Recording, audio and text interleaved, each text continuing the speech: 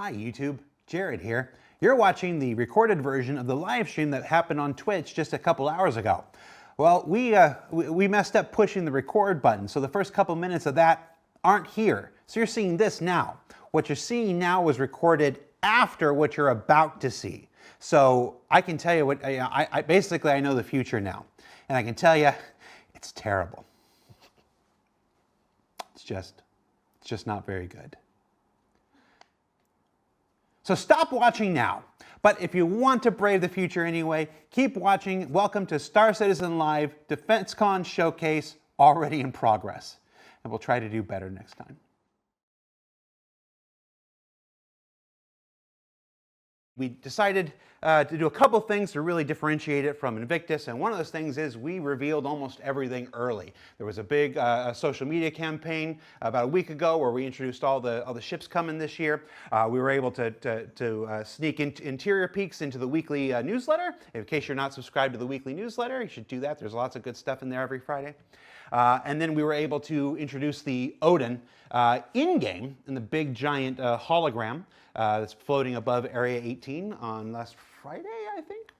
And now we're here doing this show. We are live on Twitch, and we're going to go through almost all of the ships. We'll get there. We'll get there. Alberto has to sit in front of the broken panel. The panel broke like 20 minutes ago. Just decided to stop working, so Alberto had a chair over there, but That's fine. how you doing, Alberto? It's warm. Is your neck getting warm? Yeah. It's Do the fire thing. Just nobody will notice if you're sitting in front of it. It's fine. Okay, cool. As long as I don't look edited in. As long as you what? As long as I don't look like I've been edited. No, but you look like you have fire coming out your head every once in a That's while. fine, that's fine. That's right. It would make it very easy to edit now because it's a completely black background behind them. Oh, people can green screen people all could just sorts put of Alberto into anything. That's an option. That's Don't give late ideas, I mean, please. someone had pointed out for Lathe. So let's meet some of the developers here who are joining us on this DefenseCon showcase. We'll start immediately to my left. John, tell everybody who you are, what you do. My name's John Crew. I'm the vehicle director here at Cloud Imperium. Get to look after all these people and many more around the world. And so everything is ultimately your fault. Yes. Okay. Yeah. Immediately to John's left, Dan. Yeah, I'm one of the lead vehicle artists. Just recently we finished the Ironclad. That was one of the things that our team worked on. Yeah. And my understanding is you're the only person on the vehicle team who makes ships. That's right. Since I've been trying to shake the reputation for years, but Since I'm just running with Alex. it now. Why not? I mean, at this point, that's why you're the only artist here. Yeah, that's right. Well, we got Willie. Chris. Hi, I'm Chris Danks. I'm a senior vehicle content designer, so I'm do more of the sort of back-end hookups of ships and stuff like that. To make them actually How exciting work. is that? It's a lot of fun, although I'm basically an XML monkey. I've always thought so. Yeah, it shows. Mattea. Hello everyone, I'm Mattia, a senior vehicle game designer, and I'm an Excel monkey instead, because I do balance and features for the vehicle. No, don't reveal that we still balance stuff in Excel. We're supposed to have these big giant tools that do this in crazy databases. Don't expose the business like that. It's Excel. Mark. Hi, Jared. Hi. And finally, Ben. Ben, who are you and what do you do? I'm one of the art directors at CRG. I look after weapons and vehicles. Okay. And then what's going to differentiate this from more SCLs is we're going to have visuals. We're going to dive live into the editor and take a look at the ships coming. And helping us with that are two folks for the first half of the show that airs today. Will, your first SCL ever. Tell everybody who you are and what you do. That's your camera right there. Hello, I'm Will. I'm a vehicle artist 1. I joined about a year ago, and I have exclusively worked on the Ironclad in that time. But you're going to help us look at all the ships today. All of the ships. Okay. And then as Will goes through the Ironclad and the Assault and the M80 and the Starlite and the Tiburon, eventually we'll switch over to the other...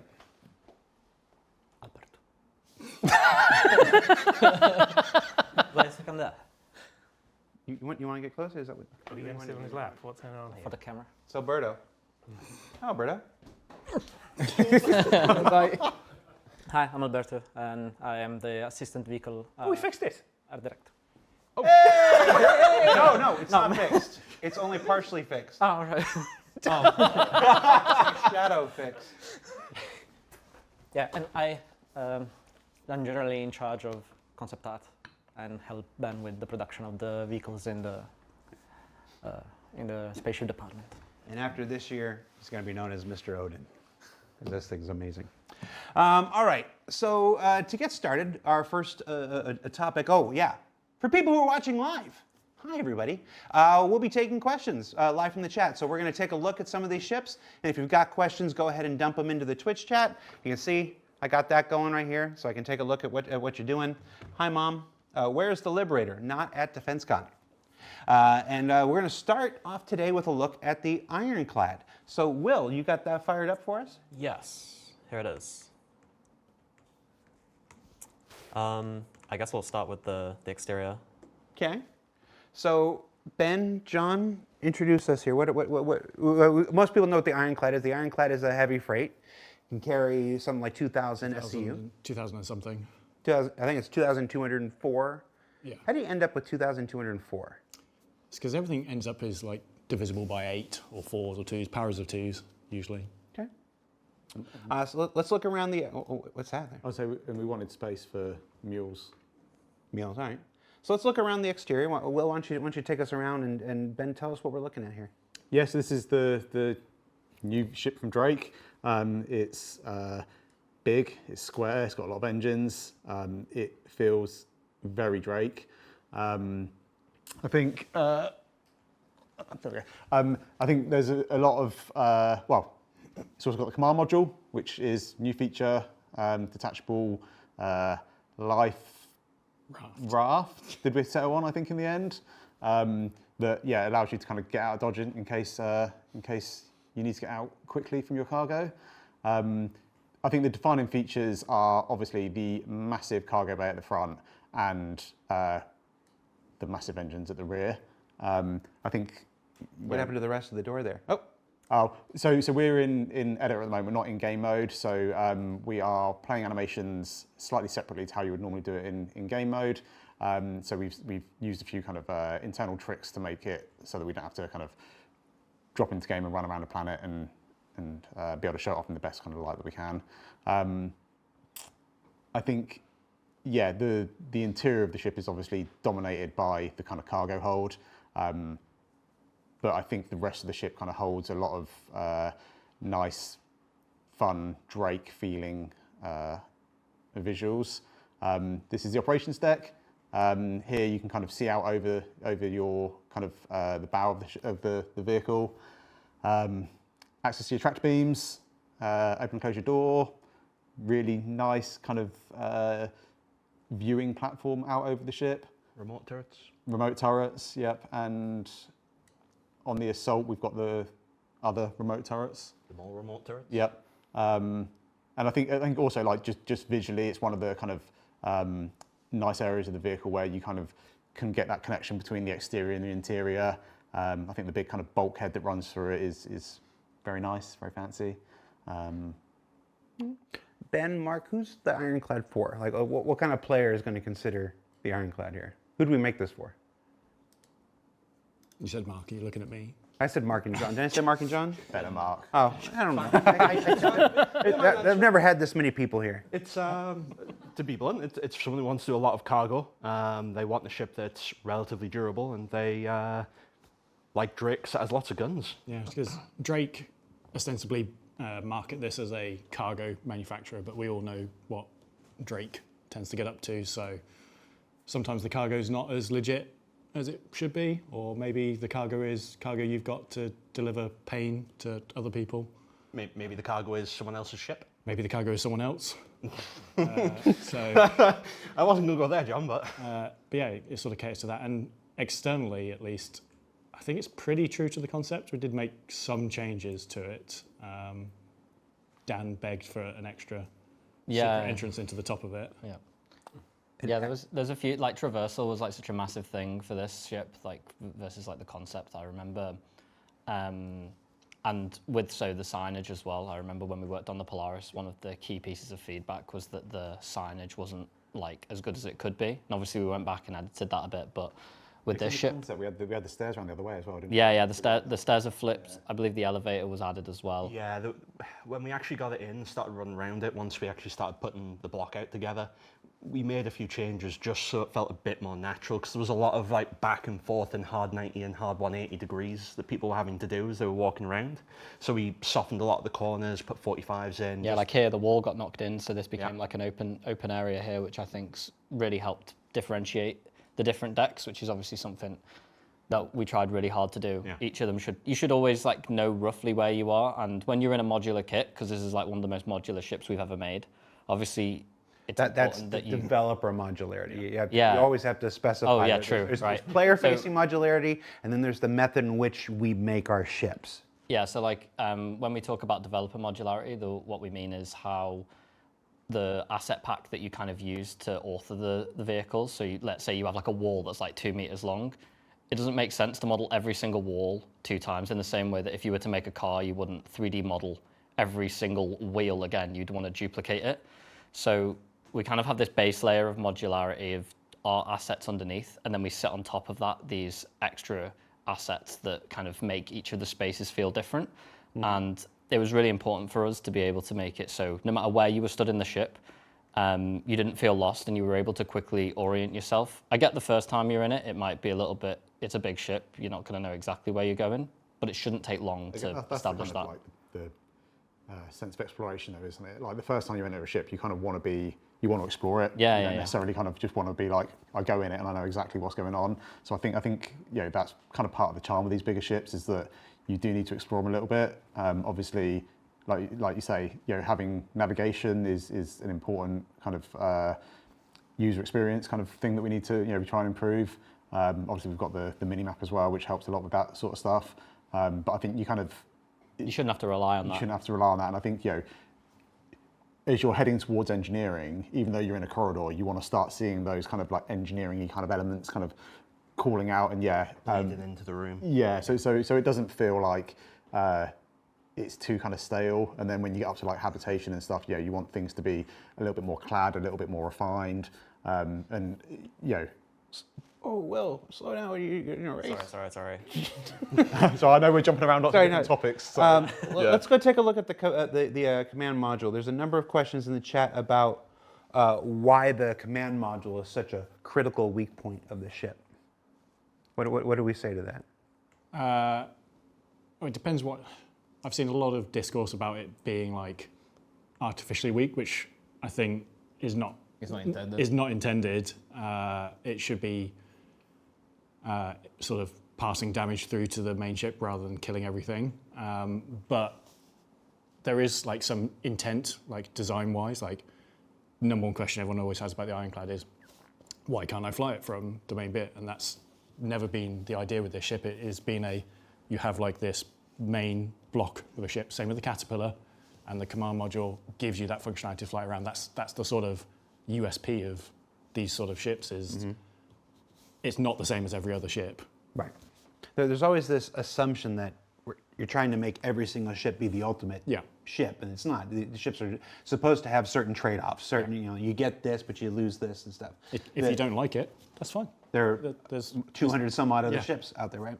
The command module is interesting because it is, for all intents and purposes, a standalone craft. Yeah. It can do everything. It can do everything a standalone ship can do. It can go to quantum. Everything. There was some confusion internally earlier. People kept referring to it as a parasite ship, and I'm like, no. If anything, the main hull is the parasite because it needs the command module to survive, not the other way around. So as far as it being a critical weak point, that's something with the damage not being passed in. Yeah, no, simply it's a bug. That's simple. What is going to happen in live instead, or when we're going to fix it, is that, and the intention with the feature itself is for the command module to not be a critical part. Clearly for gameplay purposes, right? Because you don't want a very big, durable ship like the Ironclad should be being able to get shot down by whoever with the command module being destroyed in like very, very few shots, because clearly the size difference is enormous, right? So yeah, the damage is going to be passed on to the ship of the Ironclad specifically, or the Caterpillar, depending on which one you're attached to. And all the damage to the component itself will be passed to the Ironclad as well. So everything inside the command module will be in a dormant state, so to say. So yeah, basically the damage is going to be passed on to the main body. does that allow you to, when it does detach, have a suitable. Yeah, exactly. A suitable raft that you Yeah. can, immediately go away and flee from it. The cool stuff is that you can also trigger the self-destruction and then leave the ship and then flew out the command module. Yeah. So I found with that. Gotcha. So, Oh no, you're stealing my goods. so the short answer is that that damage is supposed to be passed on to the main hull, Yes. and it's just not at the moment. Yeah, yeah. So it'll be addressed. Yeah, as soon as possible. I think we already have a fix in live for the hotfix, but as always, tentative Yeah, fixes. there'll be there should be a new series of fixes going out on Tuesday of next week that address a couple other things with the item recovery stuff. So if we can, we'll loop that in there and stuff like that. So that should be better for people before DefenseCon. It is clearly the intended gameplay dynamics that we want to reach, because clearly we don't want you to lose the ship, especially with the item recovery patch as well. Talk to me about balancing the ironclad. It's every obviously you don't want to just make the same ship across 200, and you want to avoid making the super crazy Superman ship every single time. What does the ironclad have going for it that other cargo ships don't? So we have a couple of things that are interesting, I would say specifically. One of them being clearly the durability. It's meant to be a very durable cargo ship with very capable SCU cargo capacities. And for that reason, since we, at some point, we're going to have, for all the ships in our roster, the cargo had mass to the ship, we also need to make sure that the flight profile handles fine, and you can carry the cargo inside the planets or outside of the moon, and so on and so forth. And one of the trickiest things for us on the balance side for the Ironclad has been trying to find a sweet spot without compromising the overall balance performances, in order to still let you be able to lift off and with the full cargo hold, because on the Ironclad specifically, if you had cargo on your cargo grid, the mass of the ship will change and the flight maneuverability will change as well. So one of them was basically tuning the VTOL thrusters and activate them in a way that basically you can still lift off with a full cargo bay, loaded with all goods that you can have, but all in VTOL mode. So like when you're fully loaded, you have to use VTOLs, take off, go into go outside of the hangar, go outside of the planet, and then you can switch them off. Gotcha. And so those are some strengths. What are the trade-offs? Why would somebody not want an ironclad? Well, clearly one of the trade-offs, as we mentioned, is the maneuverability. It's not a very maneuverable ship. It's somewhat of a brick. Most of you might say. It's absolutely a brick. It's absolutely a brick. That's how we started the model. Yeah. Just one large brick. The shoebox. It was a box.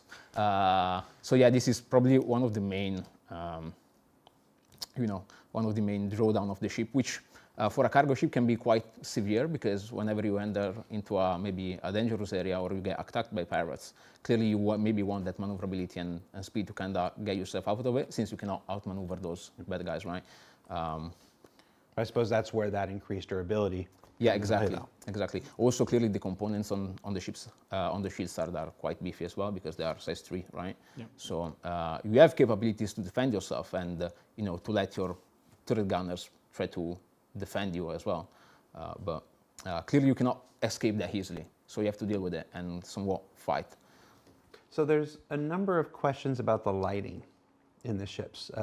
Apparently there's some issues with the... There is some issues with them. Drives me crazy. I love it when the first time people see ships, all the lighting's broken. It's brilliant. I know, that's why we do it. What do you want to say about the broken lighting, Ben? It's broken. it should be being fixed.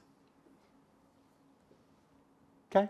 Yep. It infuriates me as much, if not more, than everyone else. So you're saying it's not a design intent, it is like so. There is design intent in there in terms of it's supposed to be different. Yeah, we lit the Ironclad to be quite moody. I think one of the issues is it's starting in emergency mode, so it's lots of flashing red, which is absolutely not the intent, not what we plan for, unless your ship is in emergency state. There's lots of light panels around the ship to be able to kind of put it back to how it should be. Unfortunately, that isn't a particularly user-friendly way of getting your ship to look how it was intended to.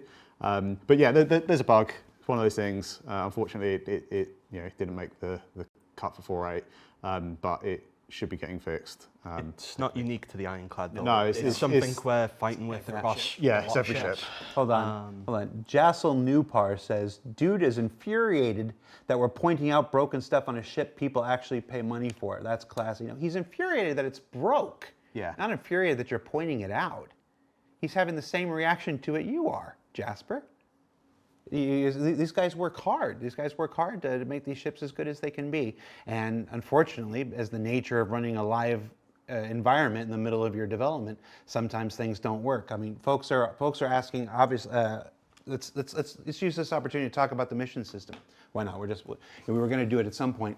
The mission system is having some trouble. You obviously don't need me to tell you that if you've tried to jump in. They're working on a hot fix to fix that right now.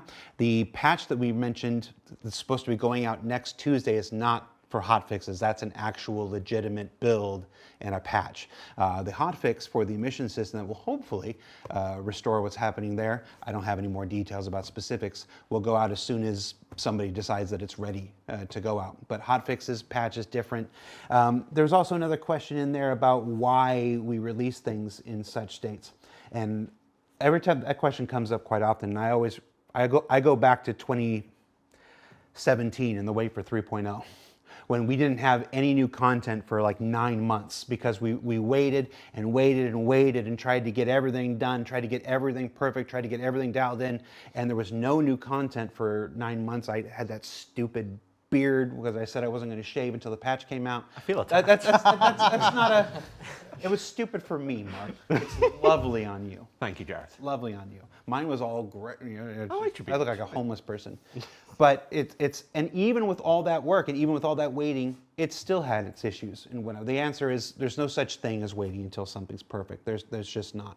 So we put things out in the best condition that we can, and we continue to fix and we continue to push and we continue to develop afterwards, which is what the folks working on the hotfix for the mission system are doing right now, which is what you're doing with fixing the damage pass-through for the Ironclad. And our friends from CGP4 as well. Yep. Shout out to them. So, let's go ahead and take a quick look at the Ironclad Assault, which is mostly, it's pretty similar. What's the differences between the Ironclad and the Ironclad Assault? It's got more guns, is one of the big ones. It has a larger front door. So this was, again, something from the concept time. It was an intentional difference that the Ironclad Assault is designed for assault. So it's got a big enough front door on it that can fit tanks and ballistas, which the base Ironclad can't. That can only really fit rover-sized vehicles. It trades off some cargo capacity, so it's 1,500 odd, which is actually, I think, pretty much what the original Ironclad concept had. So they both had a glow up. I think it's technically 14 something. I can't remember. I've been staring at stat sheets for so I long. look at so many numbers. But its big thing is it's now got the service bay. Yes, the services bay, which is located in the rear third, which Will is handily looking at here. Yeah, the floor texture changes. Denoted by the floor texture difference and the half gantries above is like a... And in an upgrade from the original concept, the concept was only supposed to be able to service ground vehicles. It's now just anything that can fit in the zone. Yeah, you can fit it in the volume, then it will allow you to do it. And if you obviously have the supplies on board. Yeah. You need to have the supplies on board. The ship hangar services is probably one of my favorite features that have come online with 4.8, because now you see all the people that do the crazy fleet operations and stuff, and now being able to being able to actually repair, refuel, and rearm on the go gives tremendous utility to things like the Idris, beyond just hey, I'm a railgunner. And even things like the 890 jump, it's and stuff. 890 jump, the 600i stuff, and as those continue to progress, they'll get more utility. The vehicle services thing, it's repair, refuel, rearm. You need RMC to do the repairs. Yeah. You need The appropriate fuel commodities. fuel and commodities and ammo and countermeasures. And the ammo stuff is new for 4.8, like actually having commodities that you can store. Yeah. So that's exciting. So you can check that out. And then it's got the additional remote turrets. Yeah. And some of them are upgunned to quad mounts instead of dual mounts as well. It's got the jump seats at the front as well. Oh, yeah. Oh yeah, it's got a lot of jump seats. There was a question in chat about why so many jump seats. Because people get knocked around when you're going into atmosphere, to be blunt. It was somewhere so that you don't have to sit inside your tank while you actually land, and you can go sit in jump seats. and not get thrown over. Yeah, I think the question I saw was why so many jump sheets if the crew is only for 6, and like the answer is it's not for the crew, it's for the people you're transporting. Yeah, it's for your guests. There was a question in here, Ben. They asked if you swapped, if you mixed up the paints. The paint for the suggestion was the paint for the Assault looks very industrial, Oh, okay. and the paint for the industrial one looks. No, I think a giant bumblebee is quite an aggressive thing for the Assault. I think it's got a bit of a sting to it, isn't it? The bee ship was something else. Oh, okay. Yeah. No, Behead. no, we liked it. Yeah. Yeah, no, it's great looking. For folks asking about the paints and stuff that are not showing up in game, yes, there is a separate issue. Basically, without going into too many details, we have crushed our concurrency records for this patch. The last 24 hours have seen a concurrency the likes of which Star Citizen has not seen before. And that's slowing down a number of systems. 1, the mission system, and 2, the ability for the entitlements to actually filter into the game. They are working on that. They are attributing more resources. The stuff that the paints and stuff that you purchase in the store will show up in the game. They're not lost or anything like that. It's all slow right now because there's just a lot of people knocking on the authentication and knocking on the entitlements right now. But they're working on it. Which is also why something else. Let's just do a couple things. Let's get it out of the way. The free fly. You may have seen some notifications about the free fly that was supposed to start today. We are not going to start the free fly today for no other reason than it would be wildly irresponsible of us to do it. Sure, we'd love the influx of people. Sure, we'd love the influx of, it can only help the bottom line, but it's a terrible experience for our existing, Star Citizen player base. So we are not going to start the free fly until the mission system cools down and we feel better about the experience for the existing players. And yeah, there's probably a more elegant way of saying that, but I'd figure I'd just lay it out straight. We're just not going to do it until we feel like it's a good experience for everybody here. All right. So Ironclad Assault. Let's take a look at the Pit Bull. The Pit Bull was a nice little surprise. So Pit Bull, what is this? Is this just a Drake Fury? Is that where we started with? Pretty much, yeah. So one of the very common questions I get at Bar Citizens a lot is, I love ship X, but I hate manufacturer X. Right.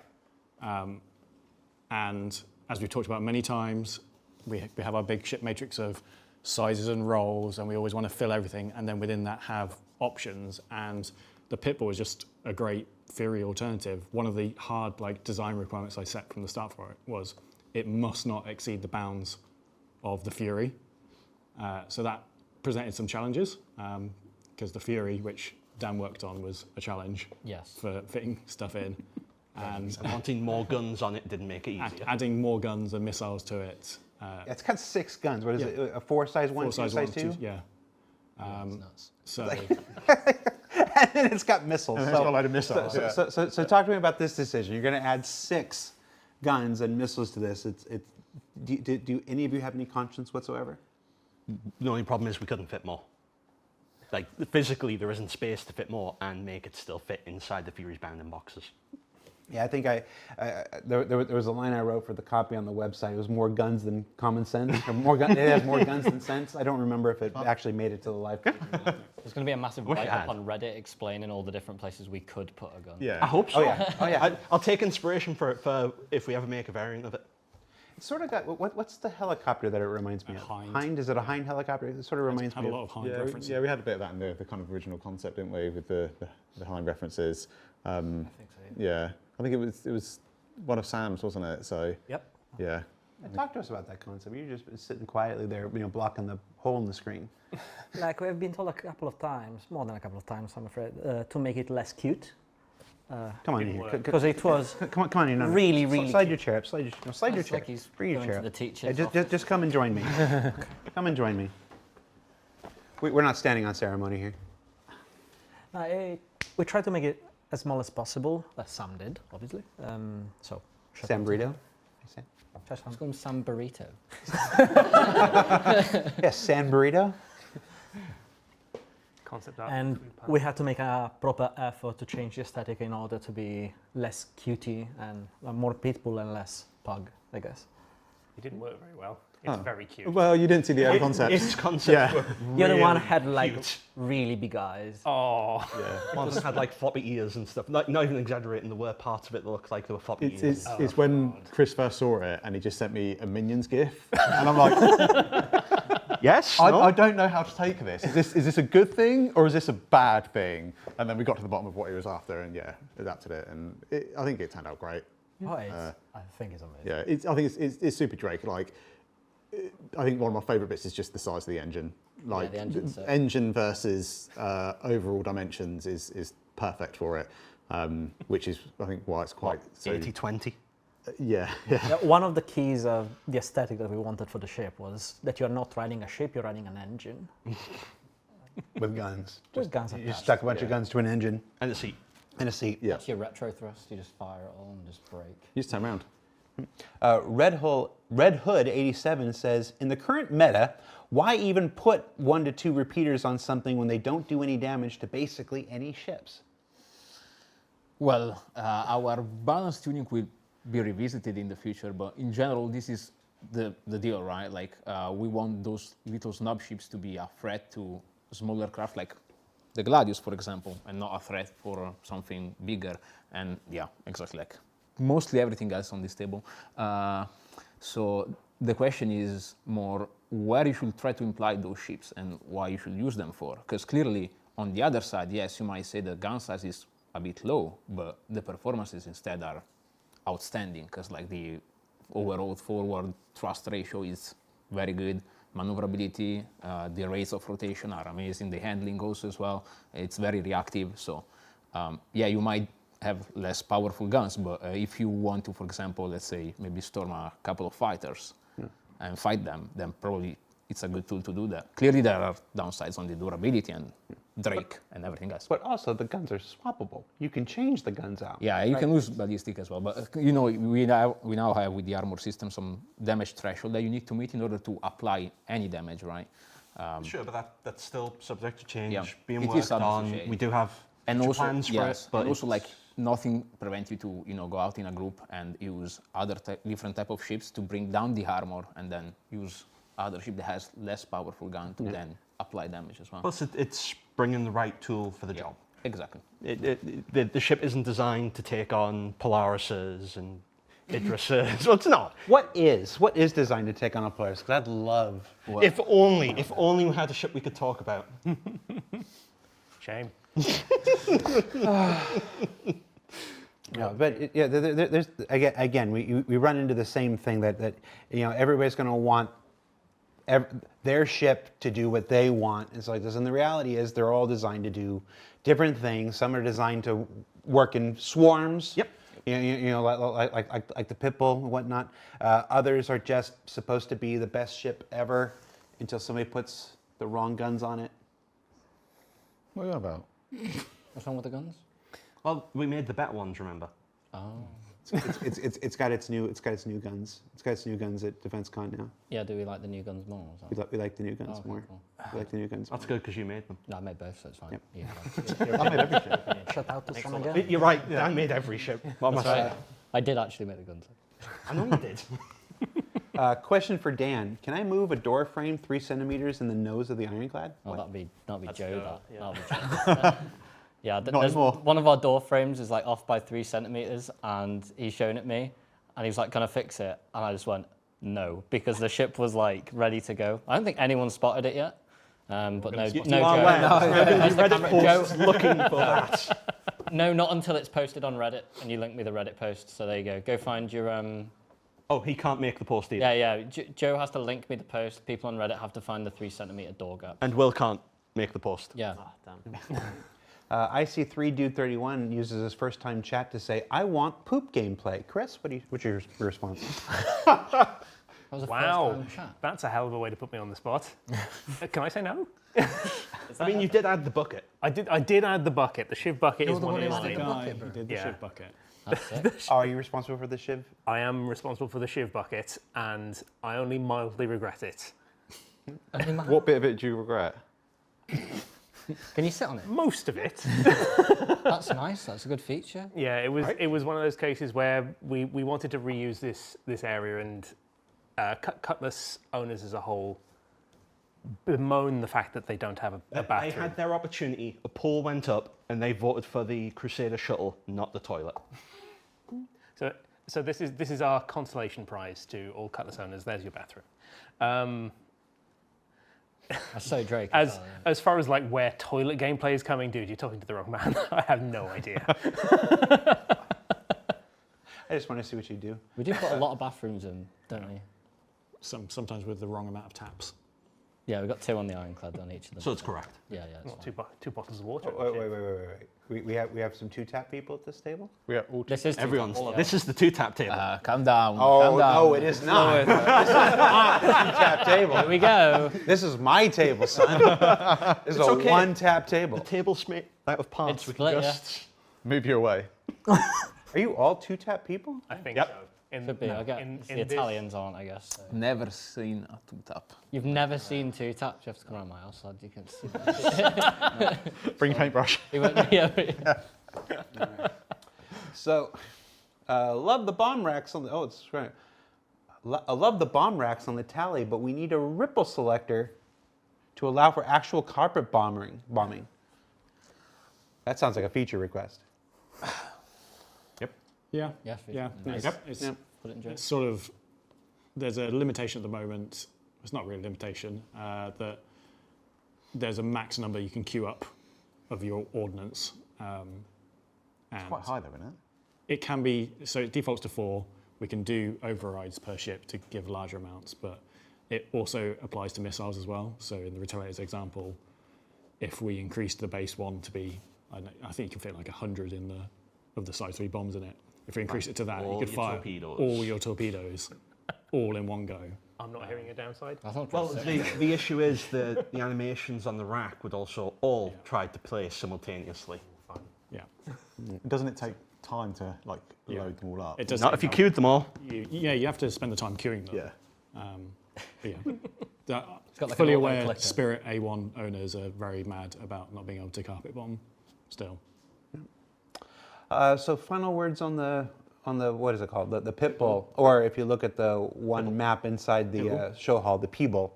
I do think while we I wonder if that was on purpose, because mostly It was internally not we've on been calling it purpose. the Pibble. Well, we had that. There was that. You couldn't update the TIFFs. There was that bug that the last 2 days before release. Yep. We're trying desperately to update the TIFF file, and they kept doing it. You want to talk about? Hey, well, whenever we do a big, Move on. Just get on. Line them up, that's fine. Let's get them going. Pull the string.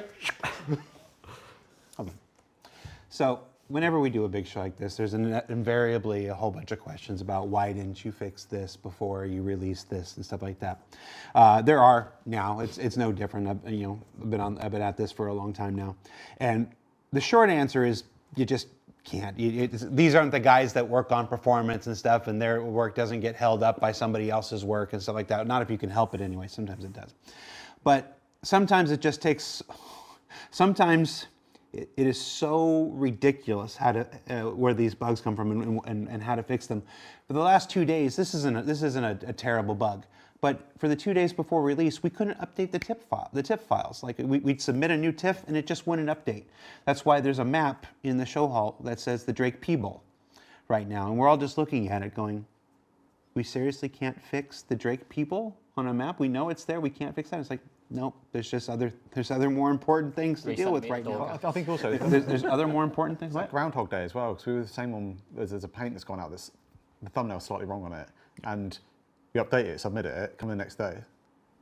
It's still broken, and you check, and all the work's been done. It's just that Groundhog Day moment of, and then you realise that it's not actually our fault, and It's all triage. It's you do the best you can. You try to get as much as you can, but at the end of the day, it's the only alternative is 2017 and 3.0, and you end up with nothing out for 9 months. And we swore after that we would never do that again. So, all right. So that's the Drake Pitbull. You like it? Yeah, I love it. Cool. All right. signed off. Let's go. Done. Next one. That's the end of that conversation. All right. That's So- my contribution here. Up next, let's look at a ship that releases tomorrow. So this will be many people's first look at the upcoming Origin M80. So before we switch to, oh no, we're going to do it now. There it goes. You're eager, Will. You're eager. Sorry. So before we switch to the M80, what is it? Let's set this up. So the M80 is Origin's sort of debut into like dedicated combat ships, and it's a heavy fighter. And and when was the last time we did an Origin ship? It's like 400i? 400i. No, Oh, so X1s, yeah. 400i is the last new Yeah. one. The X1 is the last released. yeah, but the last new Origin ship was the 400i, Yeah. and that was 2019. that was before the I thought it was during the pandemic. It was like 2022. I remember we teased it for a very long time. No, it was during the pandemic. We recorded the CitizenCon The 404. video. No, it wasn't. It was the 404. It was the spaceship not found. It was the first April Fool's. Okay. It was 2021 or 2022? I think it's 2022 because it was like a ship. Chat, that was help like us. Just before Chat, yeah. Why are we asking? Like, everyone. 2021. There you go. Somebody in there was like, I can't believe they don't remember when they released the 400i. We make a lot of spaceships, folks. So yeah, we haven't touched Origin in so long. How exciting was it to come back and actually resurrect this brand that we haven't touched in so long? Artist. Okay, you talk to me. Yeah. Right. I think it was kind of a double-sided really, because it was not only was it an Origin ship that we haven't done in ages. I mean, I've not been involved in like an Origin start to finish new concept at all since looking after the ship team. Oh yeah. I was on it with the 400 like production, but not in terms of like the concept side. So we had new manufacturer, or not a new manufacturer to us to play with, but also it's their kind of debut into pure combat. Yeah. So that was also something else we could do. So we kind of we looked at it, and I've been obviously paying attention to what people's reaction has been and stuff. And some people have called out like, oh, this doesn't feel quite that Origin, this bit doesn't feel quite that Origin. But it was a chance to kind of look at the manufacturer kind of with fresh eyes. Yeah. It's a new role. It's where we want to take it. Are we do we want to stick to the same old that we've done for all the kind of like more commercial stuff, or do we actually want to push the limits a little bit? You look at a lot of kind of real world manufacturers of cars, and don't get me wrong, some do really cool things, and then others do interesting things. And I think you can. It's our chance to kind of just inject a little bit new life into the manufacturer. Let's take a look. So this is the Origin 404. No, I went back to the old guy. The Origin, what is it called? M80. M80. M80. The matey. And this is a heavy fighter. And let's take a look at the exterior here. Talk to me about what we're looking at. Well, yeah, we saw its party piece. I think one of the things with it being Origin is we wanted to make sure that we kind of kept it super sleek and kind of made sure that it has those kind of really nice kind of like flowing Origin lines. But obviously we didn't want to sacrifice functionality. And that's why, when you kind of power the weapons on or off, you do have that big deploy. And I know, when people first looking at it, there was a lot of discussion over weapon sizes and whether or not it was undergunned or whether or not it was overgunned and everything. And then slowly a couple of people started to guess that, hang on a minute, there's some seams in these panels here. Almost like we planned it. Yeah, and I think it kind of shows that it's got some bite to it. So what are our inspirations here? What were we thinking when we designed this? So Jacob Lipple designed this one in the concept phase, and anyone who knows him knows that he's obsessed with planes, and you can tell. There is a strong contrast between the soft lines of the front and the strong lines of the rear. There is a strong contrast between the color as well. There is a lot of lines flowing into each other's, looping and reconnecting, typical of Origin. So it maintained that DNA, also evolving the tail in something that is exactly like the 100i, but just sleeker. So there is a lot coming from the aeronautics side. I'm thinking of like the Rafale, F-35s, some Russian planes, and a lot coming from the automotive design world. So smooth transitions, very sleek German-Italian designs. That's right, because Origin in the lore is actually from Germany. It's Cologne, Germany, actually. if I remember that correctly. Is it possible to raise the landing gear and see what it looks like in flight mode? Yep. So that's one thing folks haven't seen yet. The preview images we put on social had the landing gear down. I noticed the landing gear is wheels.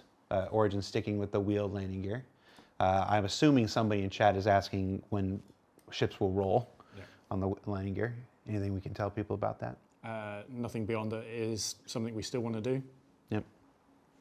But we're not abandoning the idea of wheel landing gear.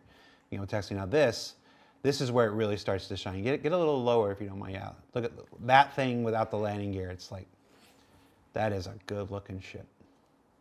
That's insane. I've never actually looked at it from the bottom. That's so good. I always look at the bottom first. There it is. Yeah, there is so much parallax in the engines. There are so many lines that are absolutely intentional. Everything connects into each other. It's so masterfully designed. Can we bring the weapons out again? I remember, like, you know how the weapons come out from the side here? I remember seeing someone mention that they thought it might have been like a side ramp. Mm-hmm. So they were close. Like they spotted the seams. Like you guys have got like, you get given like one tiny image on Twitter and you're able to work out that something's coming out of that. I am terrified of them. Yeah, they work anything out, aren't they? So what kind of performance we talking about here, Mateo? Well, It's a heavy fighter, but not all heavy fighters It is a heavy are. fighter, but it's very sleek, looks very, very fast.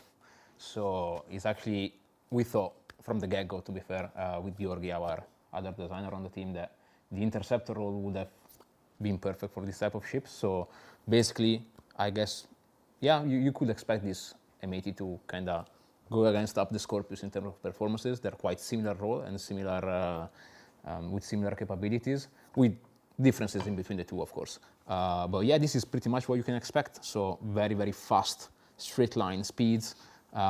It's not the best in terms of rates and rotation and handling, but it's very fast. And especially with the speed that you can reach under boost regime, that is going to like help you a lot, especially like in group fights.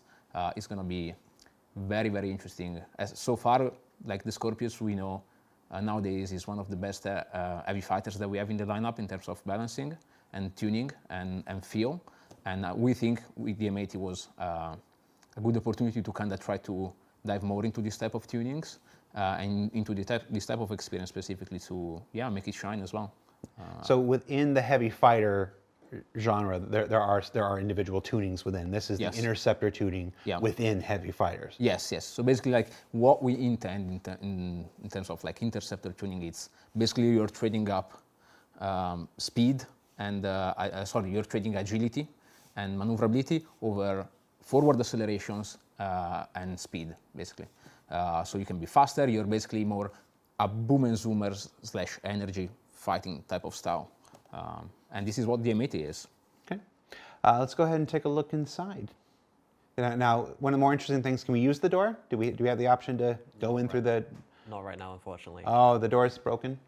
The animation It's just is- we're in editor mode. We're not Oh, in game mode. it's because the editor. All right, because we're not in game mode. So it does. We did something really cool where the bottom of the ship is actually also the door. Yeah, that's one of the kind of like the nods back to the 400i, where you have this kind of ramp that comes in, or staircase, I should say, that comes in from underneath the ship. It was kind of like a conscious decision of how do you want to get into this thing, and obviously, you can go kind of classic kind of fighter mode and get into the cockpit, and then have to climb out back into the kind of interior. But we just felt that this kind of was a bit of a nicer entrance in.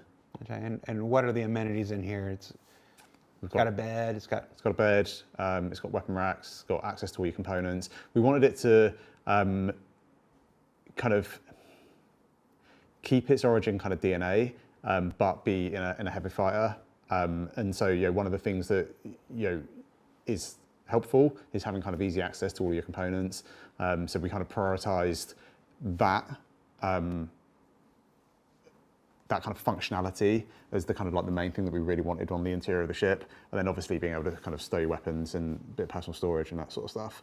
It wasn't meant to be like an explorer or anything like that. It was supposed to be combat focused. Yeah, it's got a little bit of space so you can keep general boxes from utility missions, so like the small ones that you gather, and obviously for SU, standard weapon racks, a little bit of personal storage, the core components to keep the ship actually running are all inside, so you don't have to go outside if they get damaged, so you can repair them from the inside.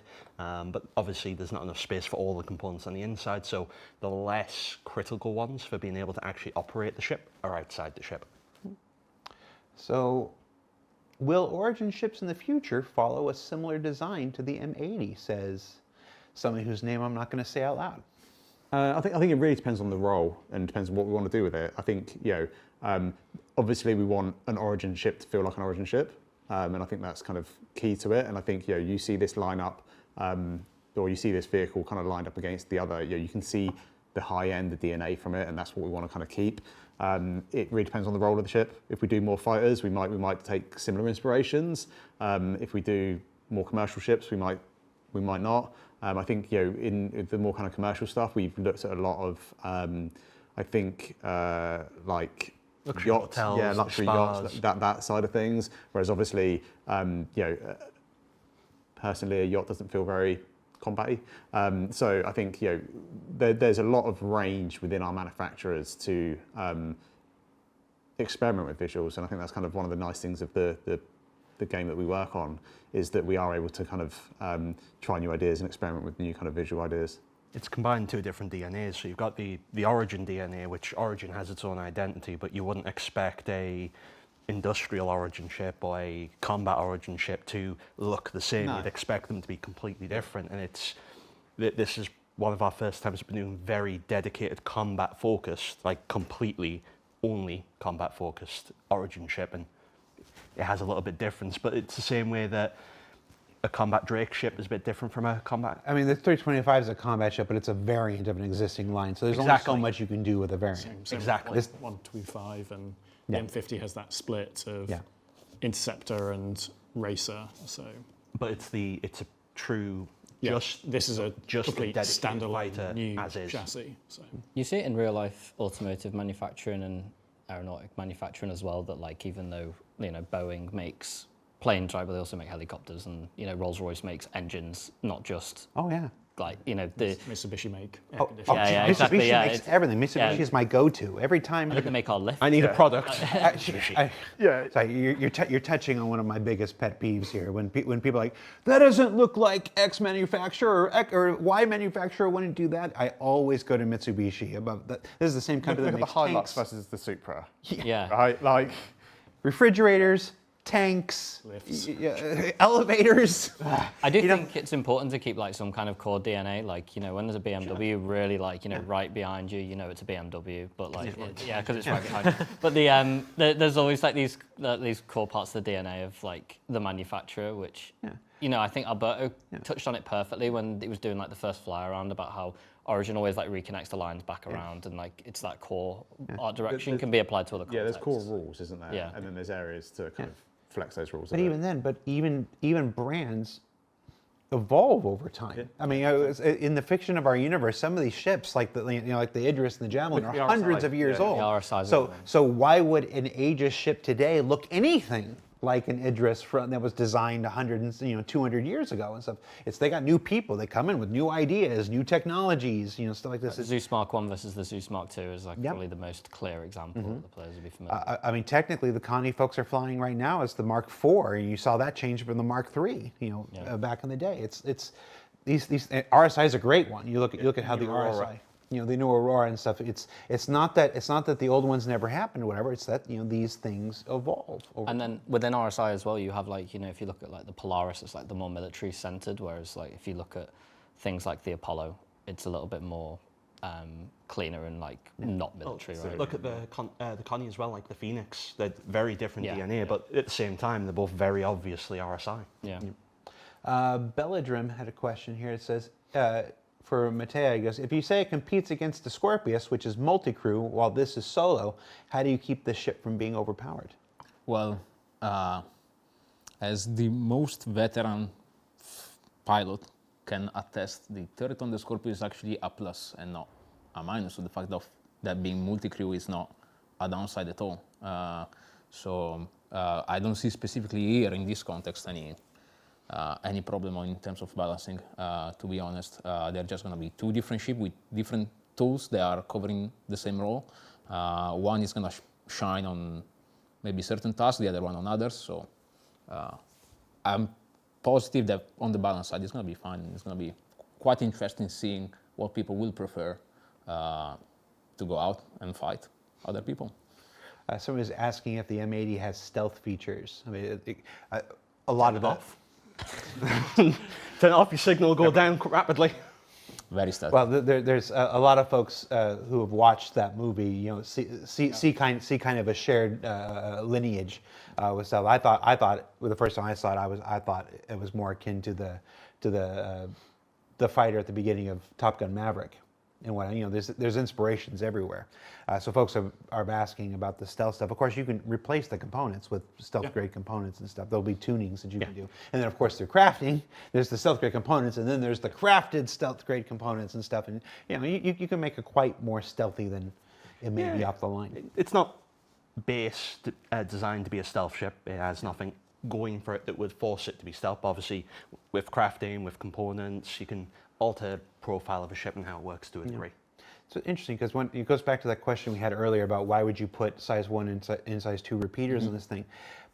There's this, I think sometimes there's this concept that the ship that you get off the factory line that's supposed to be it. And no, we're building an MMO here, and a big part of all MMOs is upgrading from your common gear to your uncommon gear to your rare gear to your epic gear to your legendary gear, and being able to do that with not just weapons but all of these components and stuff is how you're able to take these ships from their base configurations and drive them closer to what you want. That's part of the fun in this. We're not supposed to just give you the best version of this ship right off the line. Well,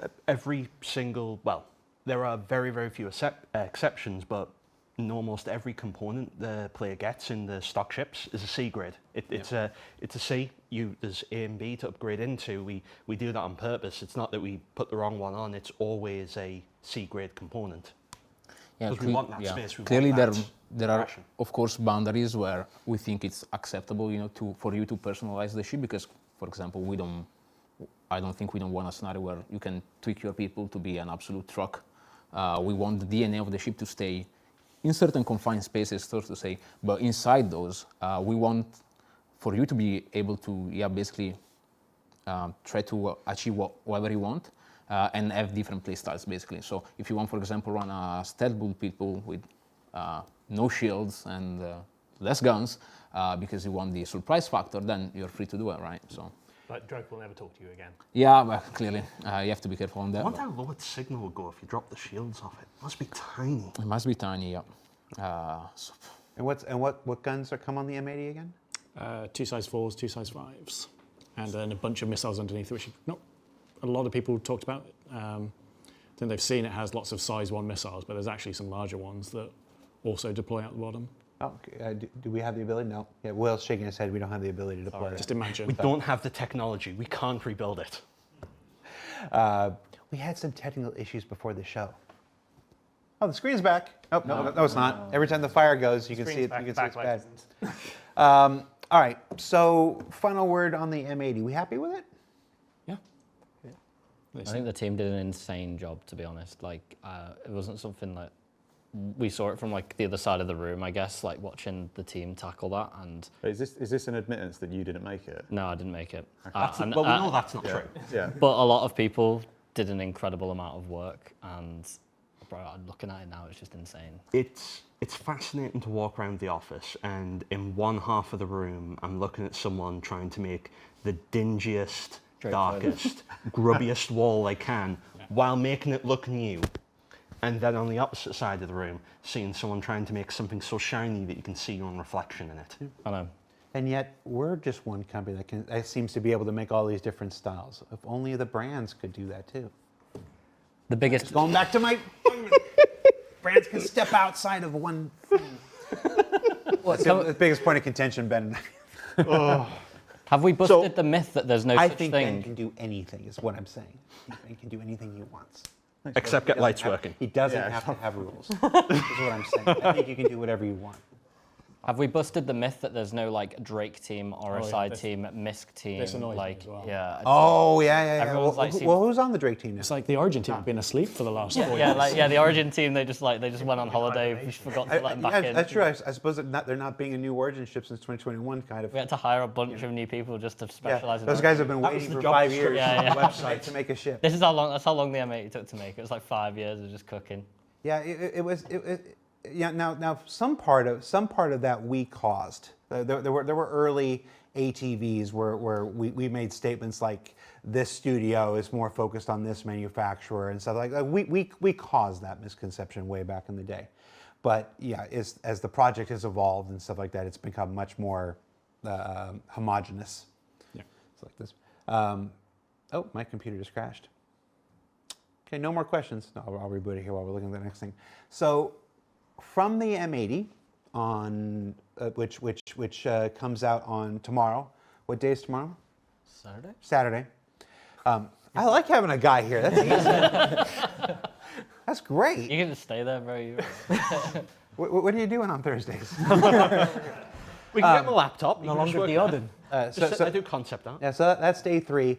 On day 5, we introduce another ship that could be considered a surprising addition for DefenseCon. DefenseCon, everybody assumes, the DefenseCon or Invictus, whatever you happen to call it, is always going to be fighting ships and stuff. Somebody's phone going? Yeah. Was that you or me? It's me. All right. Remind me to take my medication. No medication. No medication. We're So working. let's do this. All right, we got a timer, guys, and that's the MISC Starlite from. I already said it, MISC. Let's take a look at the Starlite real quick. Look at this. How beautiful. What a cute little lad. This is the cutest little thing. The first, so I'm gonna pull the curtain back a little bit. There is going to be a trailer for this. It's magnificent. It's one of my favorites we've ever done. Our creative director, who makes all of these things, she was already on the tap for a TSG trailer, and you can go and circle around. A TSG trailer, a DefenseCon trailer. There's going to be an M80 trailer tomorrow that's also phenomenal. And doing 3 trailers at the same time. Phenomenal. Doing three trailers at the same time is already a lot. And then she saw this guy, and she's like, I have to do a 4th trailer. And I'm like, you're going to kill yourself. I'm like, I don't care. Look how adorable it is. It looks like a Pixar thing at the front. But so this is a refueler. Why make a new refueler? Because we need another one. Like the opening into refueling can't be the Starfarer. It's too big. It's too far on through the game progression. We needed something earlier, smaller, just for one person to get out there and start engaging with the gameplay. Yeah, and as a sort of one of the early design brief parts of this was to have interoperability with the Starfarer, so it reuses the Starfarer fuel pods, and they are quite large. And just having one sort of didn't really give you that much fuel to do refueling with. So Plus, we needed the 2 types of fuel. And yeah, like you say, we'd need 2, one for if you want quantum and hydrogen. So it becomes quite a large ship for what is essentially a starter in the refueling career, but it does everything the Starfarer does in about a quarter the size. Yeah. Well, does it confuse its occupants trying to find their way through the interior? But then you can get lost in this. Yeah, Then it doesn't do everything the Starfarer does. It's not a multiplayer. It does all of the refueling gameplay that the Starfarer does.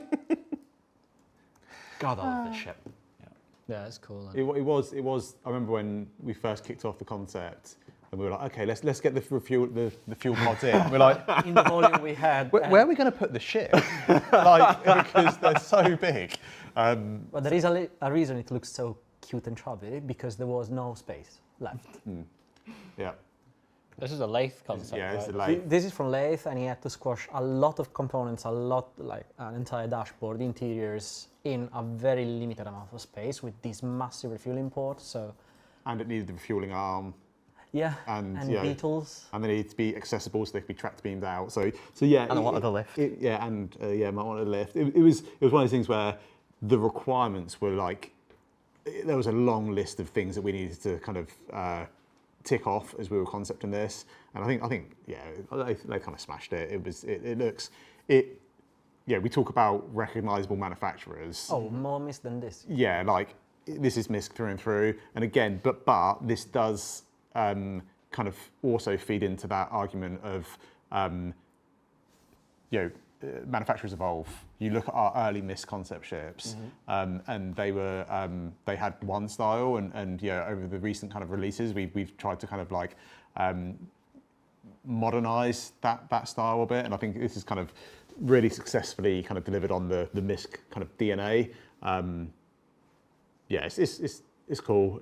I don't like calling ships cute because people shout at me for making It's the ships that are too cute. Moodang of spaceships. Yeah. It's the mooding of spaceships. The pipes in air are so good. Like what? That is just insane. The amount of attention to detail. I think what's kind of successful as well is not only is it instantly recognisable as a MISC ship, it instantly recognisable as an industrial, a refueler. Like you kind of know what you're getting straight from the first look.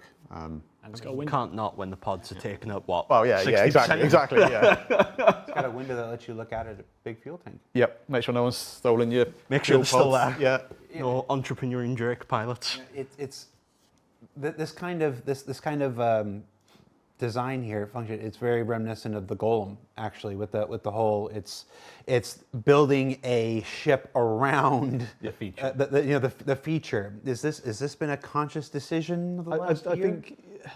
Well. Yeah. It was the only way. Yeah, and I think visually we had the Starfarer obviously, and that had its kind of gantries at the back, and there was no way we were fitting that sort of that functionality onto this, and it doesn't really need the gantries, but I think we kind of wanted to again bring some of those little nods, those little bits of DNA back into it. So yeah, it's cool. For your statement earlier, John, where you said it does almost everything the Starfarer does. Does it refine the gas? It doesn't. Doesn't, no. It doesn't. So the refueling side, you need It to. does all the refueling. It does the refueling It doesn't do side, the yeah. additional If stuff. the only, Starfarer does, if only like there was a confuses refinery it. ship. There was no space for anything Yeah. else. So it doesn't do the refueling and stuff like this. EF Typhoon says, weird how no ships were ever released weaker than anything else. We're literally looking at one. We release starter ships all the time, and every starter ship is weaker than everything because it's a starter We'd ship. already forgotten the cutter when it came out. Yeah. We release weaker ships all the time. It's just not good for somebody's narrative at the moment. Is LAMP working on some of the new ships? Yes. No. MAT, No, 'cause it's got an interior walking space. So we but the set canopy ejects. I'm pretty sure it works. It It worked might on my allow- machine. So it's John's fault if it doesn't work in release. No, it would be mine because I would have gotten to change it to the correct setup. Oh. But you can't have done because the canopy ejects. We can move stuff with it now, but it might not be. It might be wrong. So it's I might Mark's be wrong. fault. Ding ding. The answer is find out tomorrow. It is just a case of it. We're not actively choosing not to put LAMP on the new ships. It's just whether. I did a post on Spectrum about it Yeah. a few weeks back that Yeah. explain it's not we're choosing to ignore LAMP. It's this is how ships are built. They're built one of two ways, and one way supports out the box, And the other way feature of doesn't. LAMP needs to evolve to Yes. the next stage, and then it will apply to everything. It's another thing that Ben is annoyed by beyond Yeah. lighting is I mean, when lack of LAMP. the code side of it works, they're already set up for LAMP. All the setups there, they just don't work. Yeah, so no fuel harvesting gameplay. Like I said, this is a starter. This is an It's- introduction to the refueling. It has all of the refueling features that the Starfarer has. Doesn't have the other stuff. It's just the refueling side of it. And the number of new improvements coming to that gameplay. The process of refueling has gotten easier. You no longer have to open your nozzle and stuff like that. And they've added refueling beacons. At the moment, only NPCs come to respond to the beacons, but that'll continue to evolve like any other feature, and to address to push to more and more players and stuff. But it's refueling and medical gameplay are two of the loops that separate Star Citizen from a lot of stuff. I'm going to be real frank. They both need a lot of work. They both need some more development. Let's just get that out of the way. But they're loops that aren't for you. It's like everything else. You understand bounty hunting is for you. You get the thrill of the hunt and the kill. Cargo and mining and salvage is for you. You're building your empire and stuff and amassing your fortunes and stuff. No matter all the fighting, all the adventuring, all the industrial, it's all for you. But then there's this there's mining, there's medical, and there's refueling, which is just about helping your fellow citizen. That's really all it is. Nobody's going to get rich making, refueling ships. It's just not going to happen. And nobody's going to get rich going out and patching people up who've been done.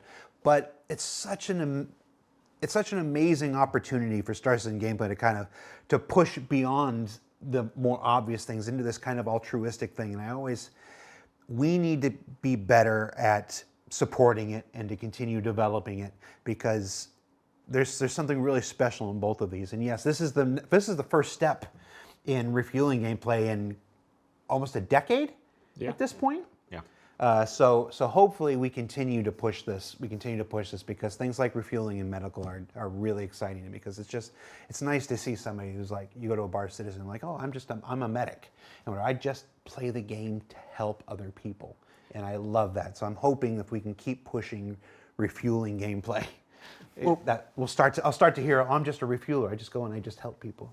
Yeah? That's what Alberta does. Well, we actually got I heal people all the time. Okay. we got a few nice things changed when we obviously we looked at refueling again a little bit for the Starlite coming out, and it's resulted in a few benefits for the Starfarer. With the pods got some more tension, some art cleanup, making them easier to get on and off both the Starfarer and the Starlite. We ended up changing how the nozzle worked. So at the moment you could change the nozzle on the Starfarer, but you could only do it if you did it through the VMA.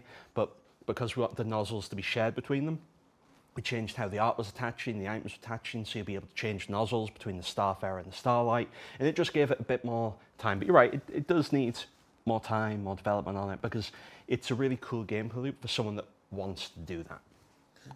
Quantum Space Weasel says, why are you not incentivizing in-game financial rewards for all gameplay loops equally? You need to be able to get rich doing all loops. No. You don't. Not every game loop is supposed to be a path to riches. That's basically what I just got done saying. It's like not all ships are supposed to be able to do all missions. Not all ships are supposed to be able to kill all other ships and stuff like this. There are choices to be made, and in Star Citizen, you're not meant to be one thing. You're not meant to be only this. I'm only a miner, and that's the only loop I do. If that's what you choose, so be it. But we are attempting to build a universe here where you're a miner on Monday, and you're a hauler on Tuesday, and you're a salvager on Wednesday, and maybe you're a medic on Thursday and stuff. And they all provide unique and interesting experiences with all their own unique and interesting rewards, should we do this right. And no, not every profession needs to be a path to insane riches. It's not always about the destination to wealth in that case. It's sometimes about the journey, just the experience. Anything else we want to share about the Starlite? I think one thing that excited me about the Starlite was how, because we obviously heard about it being in development while we were doing the Ironclad, and we can like rearm and refuel inside of the Ironclad Assault.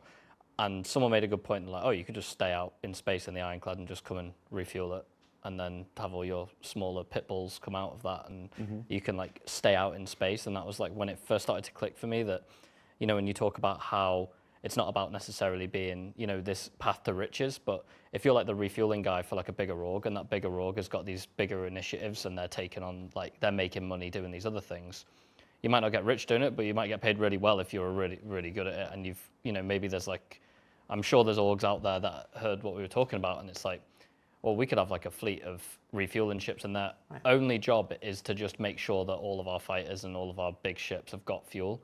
And at that point, maybe you could get rich because you're part of that bigger ecosystem and that bigger progression. Oh yeah, and as tactical strike groups, which just came out in 4.8 here, is this next big step towards these more ship-based, coordinated ship-based gameplay. There are, of course, players and organizations out there that have been doing fleet ops for years and stuff. As those technologies continue to develop, as armor continues to come on, as Maelstrom comes online, as time to kill starts to expand and stuff like this, and there's more time out in the fight. There's more capital ships come online. The Javelin after the Idris, the Odin, and stuff like this. There will be more opportunities to, this fight isn't done, and for these larger ships, they can't fit in the bay. of an Idris and can't fit in the bay of an 8-9 jump, they're going to need refueling ships in order to stay in the fight and stuff. So there's even a role within fleet ops for refueling ships, and which is why, to answer the question that we started at the beginning of this, why a refueling ship is at DefenseCon, which I just remembered to come back around to. Nice. Just like Origin do. Sometimes it works. All right. We have got one more ship to look at today, and that is, I sat in a room. We sat in a room.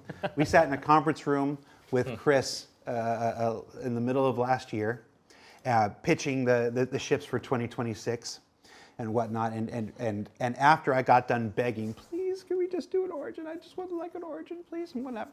I just we pushed our luck, and I stood in front of the big man himself and said, Chris, it's a shark with a frickin' laser beam on its head. And that's the story of the Aegis Tiburon. Let's take a look at the Aegis Tiburon. So this is more than just a hammerhead that just stuck a laser on. Look at this thing. Take us around and tell us what we're looking at, Ben. Well, the original brief was, let's add a beam weapon to the hammerhead, and like you say, with every time we showed this in concept, it needs to be more shark, and I think, I hope that we nailed it in the end. So I'll be honest, I was a little bit skeptic about how far to push it, and I think that's fair. And then I got, I'm just going to say it, I got an image of Bruce from Finding Nemo, and it was like this. I remember going to Alberto and being like, Yeah, we sat down. yeah, and it's like, How? okay, but I think this is Sam as well, wasn't it? That did It this. was Sam yeah. again, yeah. Yeah, I think it was one of those where we pushed and pushed and pushed it, and then we kind of all saw it. It was like, yeah, he nailed it. Like he's got it. It's still, it definitely has that shark DNA. There's no, hiding from that. But it feels like a ship that could exist. It feels very brutal. It feels very aggressive, and it's got that absolutely exquisite line that just runs all the way down from the side down to the very, very tip. Yeah. And I think, and it still sits in that sort of like that age of Aegis next to the hammerhead, and that was something we were really, really conscious of doing, is because it was being built around the hammerhead as its core. We wanted to make, it would have been so easy to push its kind of,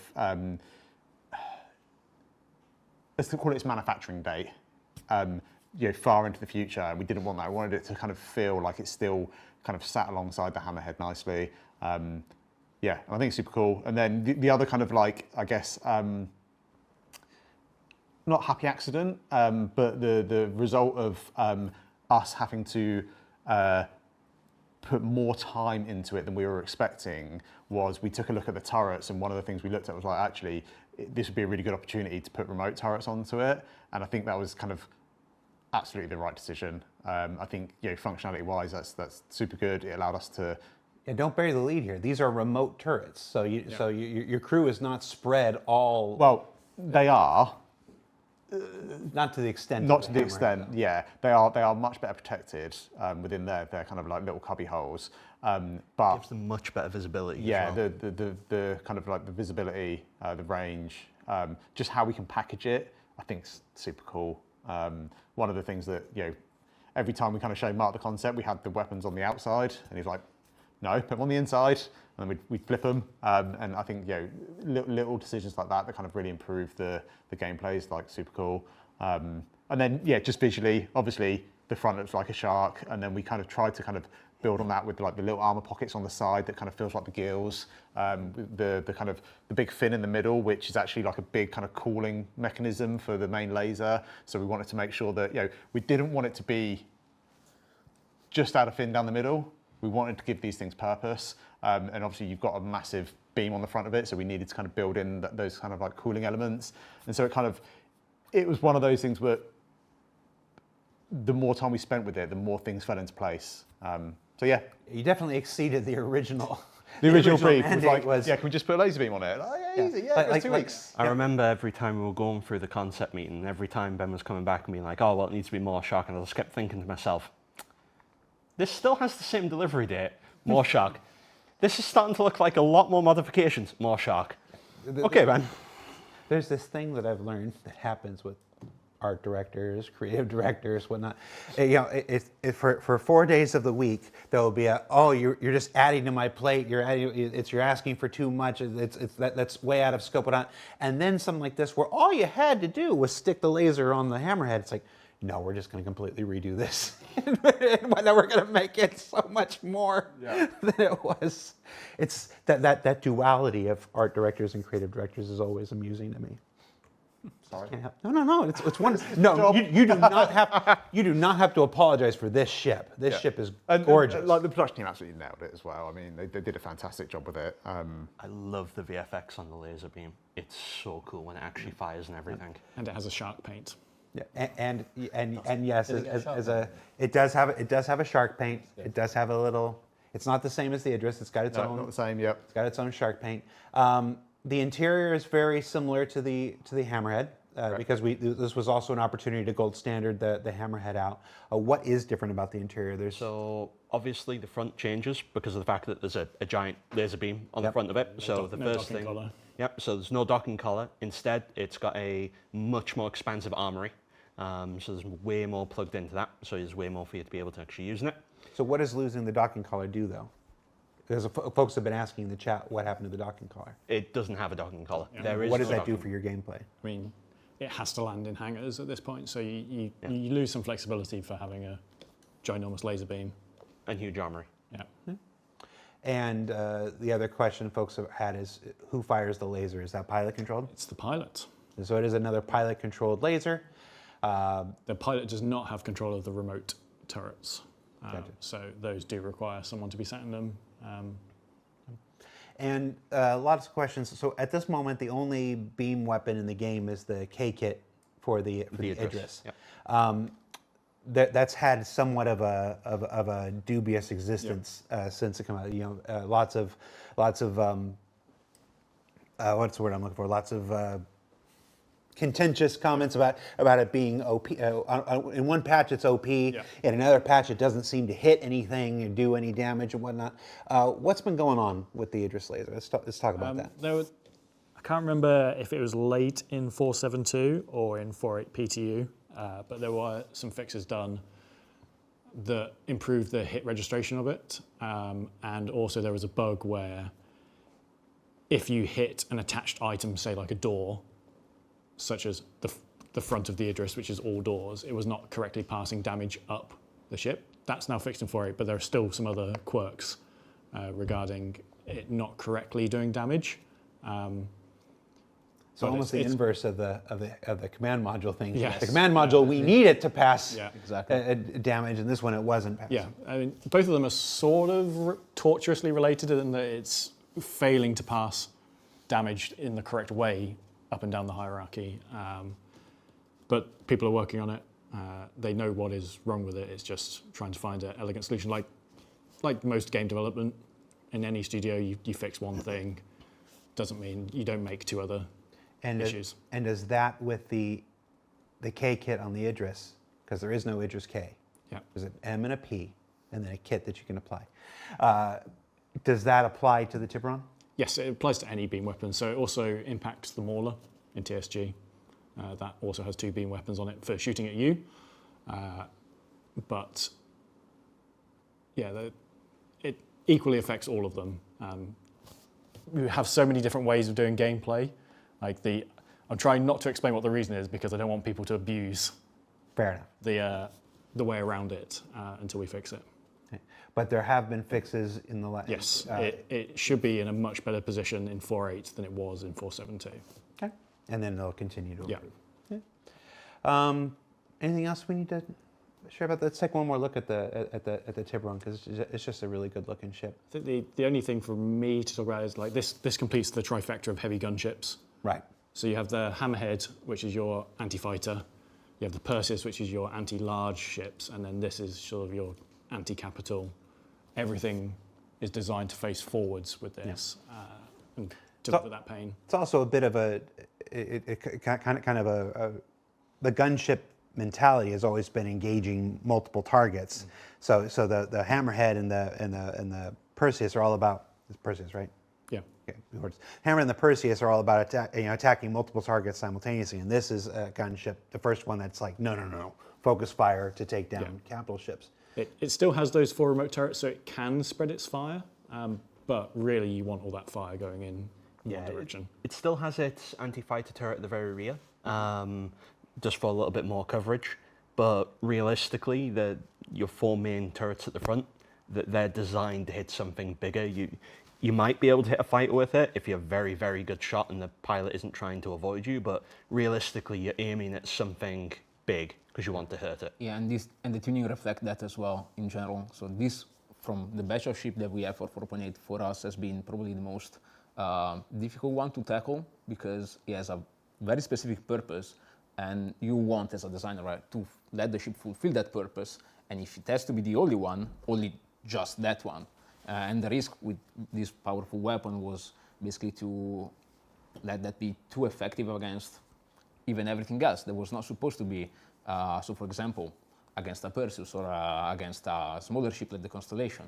So our challenge here was to kind of try to make the ship interesting in order to go up against capital ships. So basically was having enough maneuverability and enough agility to cope up with an Idris, right, and be somewhat safe just by orbiting around, keeping the distance, but also to not be effective against something more small and agile, like for example a Perseus. So the way we did that was basically playing out with the overall like feeling of the ship. So the ship is going to feel way less, like way more heavier than a Hammerhead, for example, even though they are similar. Clearly, like you have a giant laser beam on top of your head when you're piloting it. So you're going to feel it. You're going to struggle to stay on a smaller target because, once again, the ship is going to be not responsive at all.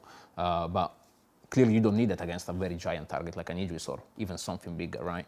So this is going to be interesting to see come in play because also it's not going to be as armored as the Perseus and the Hammerhead itself. So it can be potentially threatened by those smaller ships. So maybe a Perseus showing up in the battlefield will pose a serious threat against a Tiburon and can maybe nail that quite quickly if their gunners are very strong. Well, that's really, as you said, that's sort of the role. The Perseus is designed to take out other ships of its class.